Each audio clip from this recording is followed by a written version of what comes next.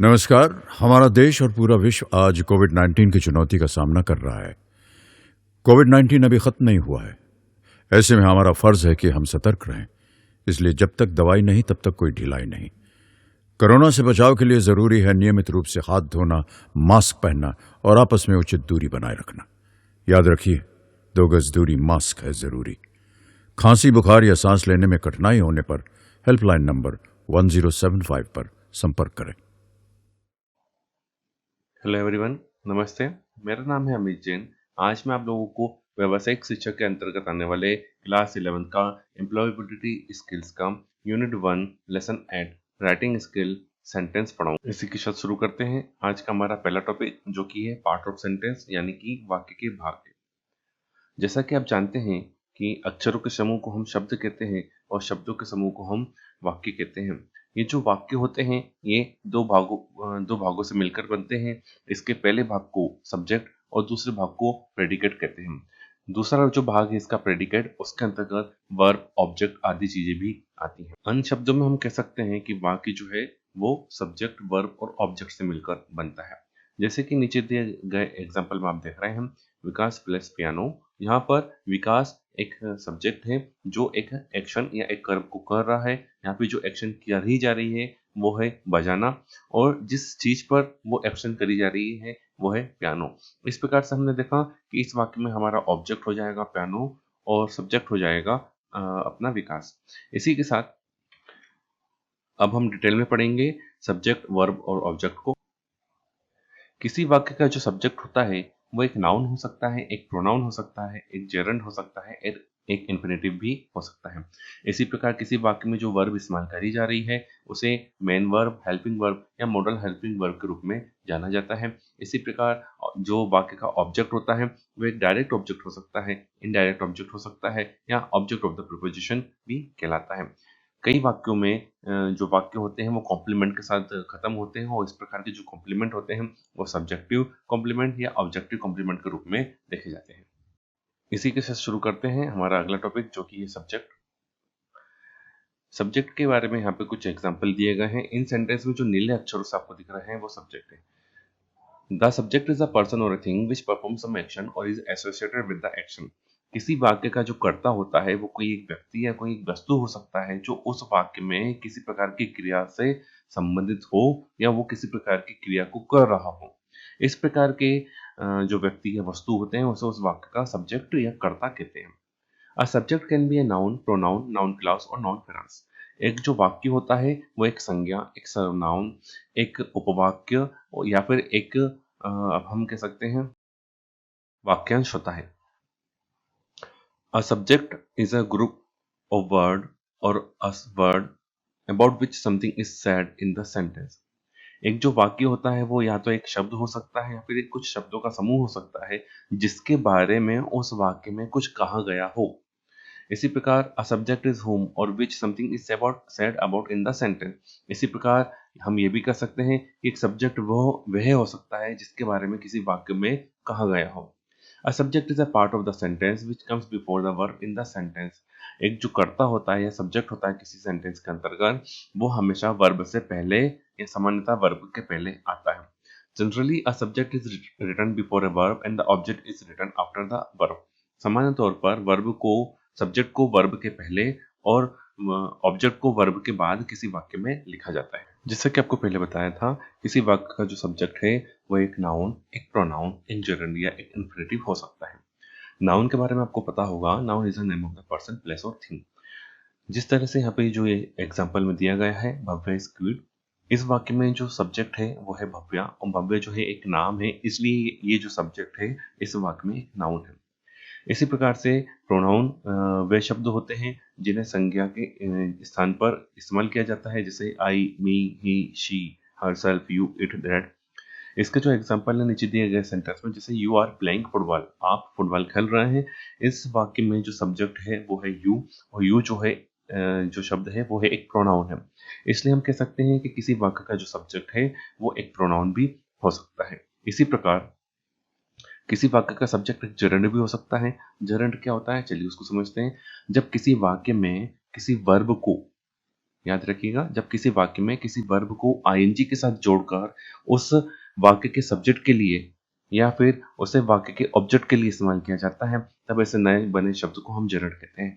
जैसे कि नीचे दिए गए एग्जाम्पल में आप देख रहे हैं, टीचिंग इज हिज प्रोफेशन।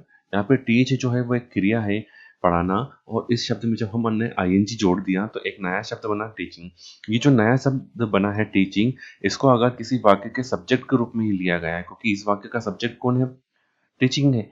इसलिए इस वाक्य के सब्जेक्ट के रूप में लिए गए इस नए बने शब्द को, जिसमें कि वर्ब प्लस आईएनजी जोड़ा गया है, ऐसे नए बने शब्द को हम जरंड कहते हैं। ये जो जरंड है, इसे सब्जेक्ट के रूप में भी किसी वाक्य में इस्तेमाल किया जा सकता है और एक ऑब्जेक्ट के रूप में भी इस्तेमाल किया जा सकता है। ऑब्जेक्ट के रूप में अगर हम इसको इस्तेमाल करते हैं तो उसका एग्जाम्पल हम नीचे देखेंगे। She needs guiding. यहाँ पे गाइड मतलब है ना, मार्गदर्शन के बारे में बात करी गई है, जो कि एक क्रिया है, जो कि एक शब्द गाइड से बना है। गाइड शब्द में जब हमने आईएनजी जोड़ा तो एक नया शब्द जो मिलकर बना वो बना गाइडिंग। और गाइडिंग जो शब्द है इस वाक्य में वो एक ऑब्जेक्ट की तरह इस्तेमाल किया जा रहा है। इसलिए हम ये कह सकते हैं कि जो जरंड होता है वो किसी वाक्य के एक सब्जेक्ट के रूप में या फिर एक ऑब्जेक्ट के रूप में इस्तेमाल किया जा सकता है। इसी के साथ हमारा अगला टॉपिक है इंफिनिटिव। जब भी किसी वाक्य में किसी वर्ब के पहले टू लिखकर उसे उस वाक्य के सब्जेक्ट के रूप में या उसे उस वाक्य के ऑब्जेक्ट के रूप में इस्तेमाल किया जाता है, तब ऐसे नए बने शब्द को या शब्द के समूह को हम इंफिनिटिव कहते हैं। जैसे कि एक शब्द यहाँ पे एक सेंटेंस में आपको दिख रहा है, trouble. To trouble is exciting में यहाँ पे जो ट्रबल जो शब्द है वो एक वर्ब है, और वर्ब के पहले जब हमने टू लगा दिया है, वैसे देखा जाए तो टू एक प्रीपोजिशन है, लेकिन जब वर्ब के पहले किसी वाक्य में प्रपोजिशन के रूप में टू लगा दिया जाता है तो वो फिर प्रपोजिशन नहीं रह जाता है। वो जो नए बना कॉम्बिनेशन है वर्ब प्रपोजिशन प्लस वर्ब का, उसे हम इन्फिनेटिव कहते हैं। यहाँ पर जो इन्फिनेटिव है वो एक सब्जेक्ट के रूप में इस्तेमाल किया गया है, जैसा आप देख रहे हैं टू ट्रैवल इज एक्साइटिंग। यहाँ पे टू ट्रैवल जो है वो एक इन्फिनेटिव सॉरी एक सब्जेक्ट है। इसी प्रकार नीचे दिए गए सेंटेंस में आप देख रहे हैं you know how to play. यहाँ पे प्ले मतलब खेलना एक वर्ब है, और खेलने से इस वर्ब के पहले जो है वो टू लगा दिया गया है। तो इस प्रकार से टू के साथ जब कोई वर्ब लगा दिया जाता है तो जो नया शब्द बनता है उसे हम इन्फिनेटिव कहते हैं। और इस वाक्य में ये जो इन्फिनेटिव है एक ऑब्जेक्ट के रूप में यूज किया जा रहा है। हमारा जो अगला टॉपिक है वो है वर्ब। वर्ब यानी कि क्रिया, वे शब्द जिसे किसी कार्य के करने का या किसी कार्य के होने का बोध होता है उसे हम वर्ब कहते हैं। या फिर हम कह सकते हैं क्रिया वो है जिसके माध्यम से सब्जेक्ट की कार्य की या फिर सब्जेक्ट के कार्य की अवस्था की हमें जानकारी मिलती है। इस प्रकार के जो शब्द होते हैं उसे हम क्रिया कहते हैं। जैसे आकाश इज रीडिंग, आकाश क्या कर रहा है? आकाश पढ़ रहा है। यहाँ पे जो रीड है, जो पढ़ना है, वो एक क्रिया है। Ayansh was 8 month old. यहाँ पे अयांश की अवस्था के बारे में बताया जा रहा है कि अयांश जो है वो 8 महीने का है। इसी प्रकार वर्ब जो होते हैं वो दो प्रकार के होते हैं, मेन वर्ब या प्रिंसिपल वर्ब या लेक्सिकल वर्ब। एक ही शब्द है, अलग अलग तरह से इनका इस्तेमाल किया जाता है। वहीं पर हेल्पिंग वर्ब या ऑक्सिलरी वर्ब, जिसे हम हिंदी में सहायक क्रिया कहते हैं। इसी प्रकार से जो मेन वर्ब होते हैं वो भी दो प्रकार के होते हैं, ट्रांजिटिव वर्ब या इंट्रांजिटिव वर्ब। जो मेन वर्ब होती है वे क्रिया की या जो वाक्य में मुख्य मुख्य अर्थ को व्यक्त करते हैं, ऐसे वर्ब को या ऐसे शब्दों को हम मेन वर्ब कहते हैं। ये इसके एग्जांपल हैं ईट, गो, कम, ड्रिंक एक्सेट्रा। इसी प्रकार से हेल्पिंग वर्ब वे शब्द होते हैं जो किसी वाक्य में किसी क्रिया को, किसी वर्ब के मीनिंग को क्लेरिफाई करने के लिए, स्पष्ट करने के लिए एक मेन वर्ब की हेल्प के रूप में इस्तेमाल किए जाते हैं। इस तरह के जो वर्ब होते हैं वो होते हैं is, am, are, was, were. जैसे कि सेंटेंस में आप देखेंगे he is going to school, इसमें ही एक सब्जेक्ट है, स्कूल एक ऑब्जेक्ट है, गो एक मेन वर्ब है और इज एक हेल्पिंग वर्ब है। इसी प्रकार से Ram do not eat a mango, इस सेंटेंस में राम एक सब्जेक्ट है, मैंगो एक ऑब्जेक्ट है, ईट एक मेन वर्ब है और टू एक हेल्पिंग वर्ब है। पहले वाक्य में जो मेन वर्ब है गो, उसके अर्थ को स्पष्ट कर रहा है कि वहां वो जा रहा है, तो यहाँ पे जो इज है वो हेल्पिंग वर्ब है। इसी प्रकार से जो दूसरा सेंटेंस है उसमें ईट वो एक मेन वर्ब है और उसके खाने को स्पष्ट किया जा रहा है कि हाँ वो खाता नहीं है। यहाँ पर नेगेटिव से वर्ड के साथ इसका इस्तेमाल किया गया है, इसलिए ये जो डू है इस सेंटेंस में एक हेल्पिंग। अब हमारा जो अगला टॉपिक है वो है मॉडल हेल्पिंग वर्ब।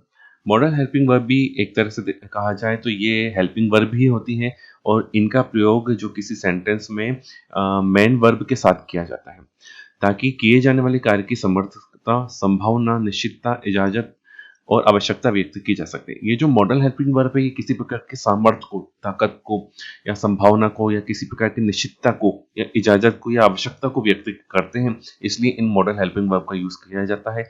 और ये जो मॉडल हेल्पिंग वर्ब है ये मेन वर्ब के साथ इस्तेमाल करी जाती है, या अन्य शब्दों में कहें तो अन्य सहायक क्रियाओं को मॉडल एक्सिलरी वर्ब कहा जाता है या फिर मॉडल हेल्पिंग वर्ब कहा जाता है। ये वाक्य में अपने सब्जेक्ट के लिए अपना जो मतलब रूप है या अपना जो मतलब स्ट्रक्चर है वो चेंज नहीं करते। इनका एग्जांपल है can, could, may, might, must, ought to, shall, should, will and would. यहाँ पे दी गई एग्जांपल में आप देख रहे हैं कि सब्जेक्ट जो है वो अलग अलग हो रहा है, डिफरेंट है। यहाँ पे I can write well, you can write well, he can write well, we can write well आदि सब्जेक्ट के चेंज होने पर भी यहाँ पे जो मॉडल वर्ब है जो कि है कैन, वो चेंज नहीं हो रहा है। और ये जो मॉडल वर्ब है राइट नामक वर्ब के साथ इस्तेमाल किया जा रहा है। राइट यहाँ पे एक वर्ब है, लिखना एक क्रिया है। इस प्रकार से हमने देखा कि ये जो मॉडल वर्ब है वो हमेशा एक मेन वर्ब के साथ इस्तेमाल करी जाती है। हमारा जो तीसरा टॉपिक है वो है ऑब्जेक्ट यानी कि कारक, जो कि वाक्य का तीसरा भाग होता है। दिए गए एग्जांपल्स में हम नीले अक्षरों से जो देख रहे हैं वो वाक्य के ऑब्जेक्ट हैं। आमतौर पर कोई ऑब्जेक्ट जो होता है वो किसी वाक्य में वर्ब के बाद लिखा जाता है। जैसे फर्स्ट वाला सेंटेंस आप देखेंगे, the banana fell on the monkey. यहाँ पे फेल एक क्रिया है, गिरना एक क्रिया होती है। इस क्रिया के बाद जो लिखे गए शब्द या शब्दों का समूह है उसे हम ऑब्जेक्ट के रूप में देखते हैं। यहाँ पे द मंकी जो है वो ऑब्जेक्ट है इस वाक्य का। जिस प्रकार किसी सेंटेंस का सब्जेक्ट नाउन या प्रोनाउन हो सकता है, उसी प्रकार किसी सेंटेंस में कोई ऑब्जेक्ट भी नाउन या प्रोनाउन हो सकता है। नीचे वाले सेंटेंस में हम देखेंगे आई आस्क्ड हिम। आस्क मतलब पूछना एक क्रिया है और क्रिया के बाद ये जो शब्द आया हिम, ये एक ऑब्जेक्ट है इस वाक्य का। और ये जो हिम है ये एक प्रोनाउन है। इसी प्रकार से सोहन इज अ डॉक्टर, इस सेंटेंस में आप देखेंगे कि इज एक हेल्पिंग वर्ब हो। हेल्पिंग वर्ब के बाद आया गया ये जो शब्दों का समूह है आ और डॉक्टर, ये इस वाक्य का ऑब्जेक्ट है। यहाँ पे जो डॉक्टर है वो एक नाउन है। इस प्रकार से हम कह सकते हैं कि किसी वाक्य में कोई ऑब्जेक्ट जो होता है वो एक प्रोनाउन या एक नाउन भी हो सकता है। किसी वाक्य की क्रिया से अगर हम किसी वाक्य में ऐसे सवाल करें जैसे कहाँ, क्या, किसको, किसने, तो उससे हमें जो उत्तर मिलता है वही हमें वाक्य का ऑब्जेक्ट के रूप में देखा जाता है। ऑब्जेक्ट वे व्यक्ति या वस्तु हो सकते हैं जो किसी वाक्य की क्रिया से प्रभावित होते हैं। कई वाक्यों में ऑब्जेक्ट या सब्जेक्ट नहीं भी होते हैं और कई वाक्यों में ऑब्जेक्ट या सब्जेक्ट दोनों होते हैं। ऑब्जेक्ट जो है वो कई प्रकार के होते हैं, जैसे डायरेक्ट ऑब्जेक्ट, इनडायरेक्ट ऑब्जेक्ट और ऑब्जेक्ट ऑफ प्रोपोजिशन। चलिए इनको डिटेल में समझते हैं। हमारा जो पहला टॉपिक है ऑब्जेक्ट के अंतर्गत वो है डायरेक्ट ऑब्जेक्ट। डायरेक्ट ऑब्जेक्ट एक नाउन हो सकता है या फिर एक प्रोनाउन हो सकता है किसी वाक्य में, जो उस वाक्य की क्रिया की या उस वाक्य के वर्ब की एक्शन को प्राप्त करता हो, उसे हम डायरेक्ट ऑब्जेक्ट कहते हैं। इसी प्रकार से एक जो डायरेक्ट ऑब्जेक्ट होता है वो हमेशा वाक्य की वर्ब से अगर उससे सवाल पूछा जाए जैसे क्या या जिसे, तो उससे हमें जो उत्तर मिलता है उसे हम डायरेक्ट ऑब्जेक्ट कहते हैं उस वाक्य का। ऊपर दिए गए एग्जाम्पल में आप देखेंगे माइक्स लव पिज्जा। माइक एक सब्जेक्ट है, लव्स क्रिया है, वर्ब है और पिज्जा एक यहाँ पर ऑब्जेक्ट है। अगर हम इस सेंटेंस में क्या सवाल करें उसकी क्रिया से कि माइक को क्या पसंद है, यहाँ पे लव मतलब पसंद है, पसंद जो एक क्रिया है, इस क्रिया से अगर सवाल किया जाए कि क्या पसंद है, तो इस सेंटेंस में हमें उत्तर मिलेगा कि पिज्जा पसंद है। तो हम ये कह सकते हैं कि इस वाक्य का जो ऑब्जेक्ट है वो है पिज्जा। इसी के साथ जो हमारा अगला टॉपिक है वो है इनडायरेक्ट ऑब्जेक्ट। इनडायरेक्ट ऑब्जेक्ट क्या होते हैं? इन indirect object answers questions such as who और टू होम और फॉर होम। एक इनडायरेक्ट ऑब्जेक्ट किसी वाक्य में ऐसे प्रश्न का उत्तर देते हैं जैसे कौन या जैसे, इस प्रकार के। इसी प्रकार से as an indirect object is the recipient of the direct object. जो इनडायरेक्ट ऑब्जेक्ट होता है किसी वाक्य में वो डायरेक्ट ऑब्जेक्ट को प्राप्त करने वाला होता है किसी वाक्य के अंतर्गत। How do you find N indirect object in a sentence? आपको ये पता कैसे चलेगा कि किसी वाक्य में एक इनडायरेक्ट ऑब्जेक्ट है? ये पता लगाना बहुत ही आसान है। अगर आप किसी वाक्य में एक डायरेक्ट ऑब्जेक्ट का पता लगाएं सबसे पहले, तो उस डायरेक्ट ऑब्जेक्ट से अगर आप प्रश्न करते हैं कि वो डायरेक्ट ऑब्जेक्ट को किसने या कौन ने प्राप्त किया है, तो उसका हमें जो उत्तर मिलेगा वही हमारा इनडायरेक्ट ऑब्जेक्ट होगा।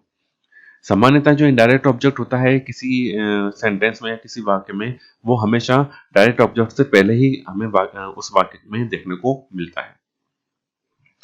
चलिए अब देखते हैं ऑब्जेक्ट का जो तीसरा पार्ट होता है जिसे हम ऑब्जेक्ट टू द प्रोपोजिशन कहते हैं। इससे ऑब्जेक्ट टू द प्रोपोजिशन क्यों कहा जाता है, चलिए इसको देखते हैं।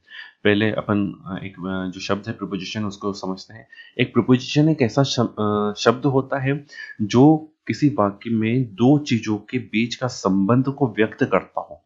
ऐसे शब्द जो होते हैं वो होते हैं ऑन या इन या आफ्टर या विथ या अंडर या टू या फिर फ्रॉम। जो ऑब्जेक्ट टू द प्रीपोजिशन या ऑब्जेक्ट ऑफ द प्रीपोजिशन होता है वो एक नाउन हो सकता है, एक प्रोनाउन हो सकता है, एक नाउन फ्रेज हो सकता है या एक क्लॉज हो सकता है। और ये जो नाउन प्रोनाउन नाउन फ्रेज या जो क्लॉज है वो हमेशा प्रीपोजिशन के बाद ही आते हैं किसी वाक्य के अंतर्गत। ये याद रखिएगा, एक ऑब्जेक्ट टू द प्रीपोजिशन जो है वो प्रीपोजिशन के बाद आता है और ऑब्जेक्ट टू द प्रीपोजिशन जो है वो प्रीपोजिशन के बाद एक नाउन, एक प्रोनाउन या एक नाउन फ्रेज या एक क्लॉज के रूप में आता है। द वर्ड और words after the preposition act as the object to the preposition. कोई शब्द या कोई शब्दों का समूह किसी वाक्य में जब प्रीपोजिशन के बाद आता है तो उसे हम ऑब्जेक्ट टू द प्रीपोजिशन कह सकते हैं। जैसे दिए गए एग्जांपल में आप देखेंगे लिसा इज फ्रॉम आयरलैंड, यहाँ पे नीले अक्षरों से जो बताया जा रहा है वो ऑब्जेक्ट टू द प्रीपोजिशन है। और जहाँ इससे जस्ट पहले वाले जो ऑरेंज कलर के अक्षरों से आपको दिख रहा है वो यहाँ पर प्रीपोजिशन है। इस प्रकार से ये जो प्रीपोजिशन है क्योंकि एक ऑब्जेक्ट से रिलेटेड है इसलिए हम इस ऑब्जेक्ट को कहेंगे ऑब्जेक्ट टू द प्रीपोजिशन, क्योंकि यहाँ पे ये जो प्रीपोजिशन है उस ऑब्जेक्ट को क्लेरिफाई या डिफाइन कर रहा है। जैसे लिसा इज फ्रॉम आयरलैंड, लिसा कहाँ से, आयरलैंड से। ऑब्जेक्ट क्या है सेंटेंस में, आयरलैंड, और प्रीपोजिशन क्या है, फ्रॉम। तो लिसा के बारे में ये बताया जा रहा है कि वो आयरलैंड से है, इसलिए यहाँ पे ये जो शब्दों का समूह है या फिर शब्द है किसी प्रीपोजिशन के बाद उसे हम ऑब्जेक्ट टू द प्रीपोजिशन कहेंगे। जैसे कि मैंने आपको बताया कि जो ऑब्जेक्ट है वो एक नाउन या प्रोनाउन हो सकता है। जैसे आप यहाँ पे देख रहे हैं आयरलैंड एक नाउन है, बेंगलोर एक नाउन है, वहीं पर व्हाट शी सेज एक क्लॉज है, यहाँ पर the teacher was studying with him, इस वाक्य में हिम एक प्रोनाउन है। इस प्रकार से जो ऑब्जेक्ट टू द प्रीपोजिशन है वो एक नाउन या प्रोनाउन आदि हो सकते हैं। इसी के साथ शुरू करते हैं हमारा अगला टॉपिक। अभी तक हमने पढ़ा कि वाक्य के कितने भाग होते हैं, अब हम देखने जा रहे हैं वाक्य के कितने प्रकार होते हैं। आमतौर पर जो वाक्य होते हैं उनके प्रकार के रूप में उनको कई आधारों पर उनको बांटा गया है। उद्देश्य के आधार पर जो वाक्य होते हैं वो declarative sentence, interrogative sentence, exclamatory sentence, imperative sentence या ऑपरेटिव सेंटेंस होते हैं। स्ट्रक्चर के आधार पर जो वाक्य होते हैं वो होते हैं simple sentence, compound sentence, complex sentence और कंपाउंड कॉम्प्लेक्स सेंटेंस। और वॉइसेस के आधार पर जो वाक्य होते हैं वो होते हैं एक्टिव वॉइस और पैसिव वॉइस। यहाँ पर इंग्लिश ग्रामर में एक्टिव वॉइस और पैसिव वॉइस का मुख्यतः इस्तेमाल किया जाता है। इसके अलावा मिडिल वॉइस भी कई जगह पर इस्तेमाल करी जाती है और अन्य भाषाओं में जो वॉइसेस होती है वो कई प्रकार की होती है जिन्हें अदर वॉइसेस की कैटेगरी में रखा जाता है। चलिए अब देखते हैं वाक्य को उनके उद्देश्यों के आधार पर क्या क्या होते हैं। जो पहला होता है वो होता है डिक्लेरेटिव सेंटेंस, जिसे इंग्लिश में असर्टिव सेंटेंस या हिंदी में निषेधात्मक वाक्य कहते हैं। वे वाक्य जिसमें साधारण रूप से किसी प्रकार के कथन को कह दिया गया है और उस कथन को स्वीकार कर लिया गया है, इस प्रकार के जो वाक्य होते हैं उन्हें हम डिक्लेरेटिव सेंटेंस कहते हैं। इस प्रकार के जो वाक्य होते हैं उसके एग्जाम्पल हैं Ravi is an intelligent boy. इसमें एक कथन किसी व्यक्ति के बारे में कह दिया गया है कि रवि नाम का जो व्यक्ति है वो एक बड़ा ही होशियार लड़का है और इस कथन को लोगों के द्वारा स्वीकार किया जा चुका है। इसी प्रकार से Sunil is not an intelligent boy, Sunil एक होशियार लड़का नहीं है, ये भी एक कथन के रूप में आप इसको देख सकते हैं। डिक्लेरेटिव सेंटेंस जो होते हैं वो हमेशा एक पीरियड के साथ खत्म होते हैं। इसी प्रकार से जो इंट्रोगेटिव सेंटेंस होते हैं जिसे हम हिंदी में प्रश्नवाचक वाक्य कहते हैं, ये वे वाक्य होते हैं जो किसी प्रकार के प्रश्न पूछते हैं या किसी प्रकार की खोज या जानकारी को प्राप्त करने के लिए इस प्रकार के वाक्य जो बनते हैं उन्हें हम प्रश्नवाचक वाक्य कहते हैं। प्रश्नवाचक वाक्य आपको दो तरीके से देखने को मिलेंगे। कुछ प्रश्नवाचक वाक्य जो होते हैं वो हेल्पिंग वर्ब से शुरू होते हैं, हेल्पिंग वर्ब जैसे इज और विल, जैसे कि सेंटेंस में दिया गया है is Sunil N honest boy या फिर विल राम बी रीडिंग। इसी प्रकार से जो कुछ प्रश्नवाचक वाक्य हैं वो प्रश्नवाचक शब्दों से शुरू होते हैं, जैसे जिन्हें हम WH वर्ड भी कहते हैं। जो WH वर्ड वो वर्ड होते हैं जो WH से शुरू होते हैं, जैसे हु, वेयर, व्हाट, इस तरह से। जैसे नीचे दिए गए एग्जांपल में आप देखेंगे हु इज योर हेडमास्टर या व्हाट इज योर नेम। इस प्रकार के जो वाक्य होते हैं जो प्रश्न पूछते हैं ये हमेशा एक प्रश्नवाचक चिन्ह के साथ ही खत्म किए जाते हैं। इसी के साथ हमारा जो अगला टॉपिक है वो है इम्पेरेटिव सेंटेंस, जिसे हम हिंदी में आज्ञासूचक वाक्य कहते हैं। ये वे वाक्य होते हैं जिसमें किसी प्रकार की आज्ञा का या किसी प्रकार की सलाह का या किसी प्रकार के सुझाव या प्रार्थना आदि को व्यक्त किया जाता है। जब ऐसे वाक्य किसी से बोले जाते हैं तो इन वाक्यों में हम यहाँ पे देखने को मिलता है कि हम यहाँ पर किसी प्रकार की आज्ञा या प्रार्थना का या किसी प्रकार की सलाह का इस्तेमाल कर रहे हैं। जैसे इन शब्दों को आप देखेंगे, यहाँ आइए, कम हियर, यहाँ पर आप ऑर्डर दे रहे हैं। कृपया दरवाजा बंद कीजिए, यहाँ पर आप किसी से अपील कर रहे हैं। धूम्रपान मत कीजिए, यहाँ पर आप किसी को मना कर रहे हैं या सलाह दे रहे हैं कि धूम्रपान मत कीजिए। इस प्रकार से देखा जाए तो इस प्रकार के जो वाक्य होते हैं उन्हें आज्ञासूचक वाक्य कहते हैं। आज्ञासूचक वाक्य के बाद हम देखेंगे कामना सूचक वाक्य। ये ऐसे वाक्य होते हैं जिसमें किसी प्रकार की इच्छा या प्रार्थना या शुभकामना आदि को दर्शाया जाता है। आमतौर पर जो ऑब्जेक्टिव सेंटेंस होते हैं वो मैं के साथ ही शुरू होते हैं और मैं के साथ जब इनको इस्तेमाल किया जाता है तो इनके अंत में एक विस्मय आदि बोधक चिन्ह को लगाया जाता है। और सामान्य तौर पर ये विश या विश जैसे शब्द के साथ भी इस्तेमाल किए जा सकते हैं। जैसे इसके एग्जाम्पल है विश यू हैप्पी जर्नी। यहाँ पर आप किसी के बारे में शुभकामना आप किसी को दे रहे हैं कि आपकी यात्रा जो है वो मंगलमय हो। और मे गॉड बी काइंड, जैसे कि शब्द में इस वाक्य में आप देख रहे हैं कि ये जो वाक्य है मैं से शुरू हुआ है और इस वाक्य के अंत में हमने एक विस्मय आदि बोधक चिन्ह या एक्सक्लेमेटरी मार्क के साथ इसको खत्म किया है। इसी के साथ हमारा जो अगला टॉपिक है वो है एक्सक्लेमेटरी सेंटेंस, जिसे हम हिंदी में विस्मय आदि बोधक वाक्य कहते हैं। विस्मय आदि बोधक वाक्य वे वाक्य होते हैं जो किसी प्रकार के अचानक आए हुए विचारों को या मानसिक भावनाओं को प्रकट करते हैं। इस प्रकार के वाक्यों को हमेशा एक्सक्लेमेटरी साइन के साथ या एक्सक्लेमेटरी पॉइंट के साथ खत्म किया जाता है। जैसे कि इस सेंटेंस में आप देखेंगे, hurray our team has won the match, हमारी टीम ने मैच जीत लिया है। वाह वाह, हमारी टीम ने मैच जीत लिया है। यहाँ पे इस वाक्य के अंतर्गत जो एक शब्द आया है वो है हुर्रे, जो एक प्रकार की खुशी को जाहिर करता है और एक प्रकार की एक मानसिक भावनाओं को प्रकट कर रहा है कि कोई व्यक्ति जो है वो बड़ा खुश हुआ है अपनी टीम के जीतने से। तो उस शब्द के आगे यहाँ पे एक्सक्लेमेशन पॉइंट लगाया गया है और इस शब्द के आगे जब एक्सक्लेमेशन पॉइंट लगाया जाता है तो इससे ये पता चलता है कि यहाँ पर एक्सक्लेमेशन विस्मय आदि बोधक वाक्य का शब्द हमने इस्तेमाल कर रहे हैं। तो इस प्रकार से ये जो वाक्य है एक विस्मय आदि बोधक वाक्य बन जाता है। इसी प्रकार से यहाँ पे अगले सेंटेंस में आप देखेंगे, ओह अनिल यहाँ पर है, ओह अनिल इज हियर। इस वाक्य में ओ जो है वो एक एक्सक्लेमेटरी वर्ड है और एक्सक्लेमेटरी वर्ड को डिनोट करने के लिए एक्सक्लेमेटरी पॉइंट यहाँ पे लगाया गया है। जब एक्सक्लेमेटरी वर्ड को किसी एक्सक्लेमेटरी पॉइंट के साथ किसी वाक्य में इस्तेमाल किया जाता है तो उससे उस तरह से बने जो वाक्य होते हैं उन्हें हम विस्मय आदि बोधक वाक्य या एक्सक्लेमेटरी सेंटेंस कहते हैं। इसी के साथ हम शुरू करते हैं हमारा अगला टॉपिक, जो कि है sentence based on voices. Voices के आधार पर जो वाक्य होते हैं, अगर उसके बारे में आपसे मैं कहूँ तो मैं आपको बताऊंगा, किसी वाक्य में वॉइस क्रिया की वे क्वालिटी होती है जो ये बताती है कि उस वाक्य में उसका जो सब्जेक्ट है वो कोई कार्य करता है या उसका जो सब्जेक्ट है उस वाक्य में वो उस पर किसी प्रकार का कार्य किया जाता है। इन दोनों आधारों पर वॉइस को दो कैटेगरी में बांटा गया है। एक होता है एक्टिव वॉइस जिसके आधार पर बनते हैं एक्टिव सेंटेंस, और एक होता है पैसिव वॉइस जिसके आधार पर बनते हैं पैसिव सेंटेंस। इस सेंटेंस में आप देखेंगे यहाँ पर जो एग्जांपल दिए गए हैं एक्टिव वॉइस और पैसिव वॉइस के, Sanjay broke the glass, Sanjay ने गिलास तोड़ दिया। द गिलास was broken by Sanjay, Sanjay द्वारा गिलास को तोड़ा गया। इन दोनों ही वाक्यों में गिलास जो है उसकी टूटने की क्रिया हो रही है और जो क्रिया हो रही है वो टूटने की हो रही है, और ये जो टूटने की क्रिया हो रही है ये गिलास पर हो रही है। लेकिन इन दोनों वाक्यों का अगर आप ध्यान से देखें तो पहले सेंटेंस में जो सब्जेक्ट है वो है संजय और जो वर्ब है वो है ब्रोक। इसी प्रकार से दूसरे सेंटेंस में जो सब्जेक्ट है वो है द गिलास और जो वर्ब है वो है ब्रोकन।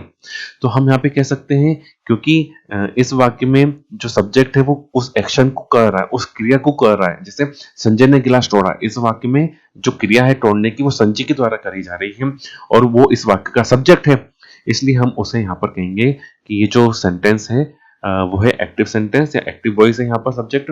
इसी प्रकार से नीचे वाले सेंटेंस में आप देखेंगे कि the glass was broken by Sanjay, गिलास को संजय के द्वारा तोड़ा गया। यहाँ पर गिलास जो है उसको तोड़ा जा रहा है संजय के द्वारा, तो जो टूटने की क्रिया जो हो रही है वो किस पर हो रही है, गिलास पर हो रही है। लेकिन इस वाक्य में जो सब्जेक्ट है वो कौन है, गिलास है।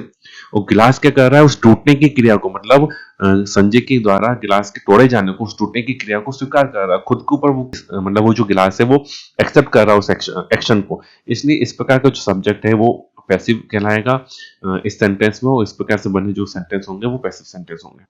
इसी के साथ शुरू करते हैं अगला टॉपिक, जो कि है पैराग्राफ। एक पैराग्राफ जो होता है वो वाक्यों का समूह होता है। एक पैराग्राफ किसी विशेष विषय या विषय को व्यक्त करता है, जिसमें प्रत्येक वाक्य को एक समान दृष्टिकोण या लक्ष्य के लिए लिखा जाता है। कोई एक जो पैराग्राफ होता है वो एक सिंगल वर्ड के साथ, या फिर एक सिंगल सेंटेंस के साथ, या फिर ग्रुप ऑफ सेंटेंस के साथ बनाया जा सकता है।